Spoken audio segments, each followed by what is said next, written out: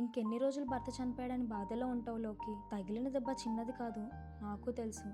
కానీ ఇంకెన్ని రోజులు ఇలా మూవ్ ఆన్ అవ్వాలి కదా. ఎంతో కష్టపడి నా పెళ్లి చేసాడు వదినా మా డాడీ. పైగా చాలా ఇష్టంగా తనని పెళ్లి చేసుకున్నాను. అక్కడ నాకు ఇష్టమైన వ్యక్తిని కోల్పోయాను. ఇక్కడ మా డాడీకి ఒక బరువులో తయారయ్యాను. తట్టుకోలేకపోతున్నాను వదినా.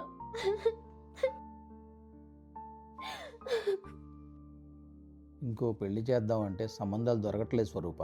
ఏదో ఒకటి చేసి నా కూతురికి దారి చూపించాలయ్యా. చాలా ఎక్కువ కట్నం అడుగుతున్నారే. దాన్ని పెళ్లి చేయాలంటే ఉన్నది ఒకటే ఒక మార్గం, ఈ ఇల్లు అమ్మడం. చేసేద్దామయ్యా. దాని జీవితం బాగుపడుతుందంటే అంతకంటే ఇంకేం కావాలి? మనం అంటే అద్దెంట్లో బతకొచ్చే, కానీ మన కొడుకు కోడలు ఎక్కడుంటారు? ఈ నిర్ణయం వల్ల వాళ్ళు ఇబ్బంది పడడం కరెక్ట్ కాదు కదా. ఒక్కసారి పెళ్ళయ్యాక ఆడపిల్ల జీవితం అత్తగారింటికి అంకితం మోయ. కష్టం వచ్చింది లోకికో మీ కూతురుకో కాదు మోయ, మన కుటుంబానికి.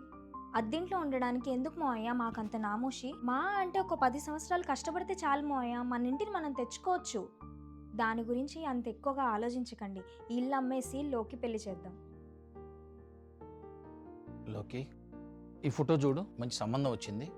మొత్తం మాట్లాడేసానమ్మా. నువ్వు సరేనంటే పెళ్లి పనులు ఏర్పాటు చేస్తాను. ఎంత కట్నం అడుగుతున్నారు డాడీ? అదంతా నీకు ఎందుకమ్మా? వాళ్ళు అడిగినంత ఇవ్వడానికి మనకేం ఇబ్బంది లేదు. ఏ మాత్రం ఇబ్బంది లేదు కదా డాడీ. ఈ ఇల్లు అమ్మి మరీ పెళ్లి చేయడం వల్ల ఎవ్వరికీ ఇబ్బంది లేదు, అంతే కదా? ఎందుకు డాడీ నా ఒక్క దాని వల్ల ఫ్యామిలీ మొత్తాన్ని ఇబ్బందిలో పడేయడం కరెక్ట్ కాదు డాడీ. ఎందుకలా అనుకుంటున్నావు లోకి? మేమందరం బాగానే ఉంటాం. ఇక్కడ ఉండాల్సిన వాళ్ళం రెంటెడ్ హౌస్లో ఉంటాం. దానికి మించి ఇంకేం చేంజ్ ఉండదు. ఇంకా ఏ మాత్రం ఆలోచించకుండా వచ్చిన సంబంధం నీకు నచ్చితే మావయ్యకి చెప్పు, మొత్తం మావయ్య చూసుకుంటారు. థ్యాంక్ యూ వదినా. కష్టం అనేది ఎప్పుడు ఎలా వస్తుందో తెలియదు, కానీ వచ్చినప్పుడు కుటుంబం అంతా కలిసికట్టుగా ఉంటేనే అందరూ బాగుంటారు. నాకు కష్టం వస్తే నా కుటుంబం నాకు తోడుంది. మీకు కూడా మీ కుటుంబం తోడుండాలని ఆశ.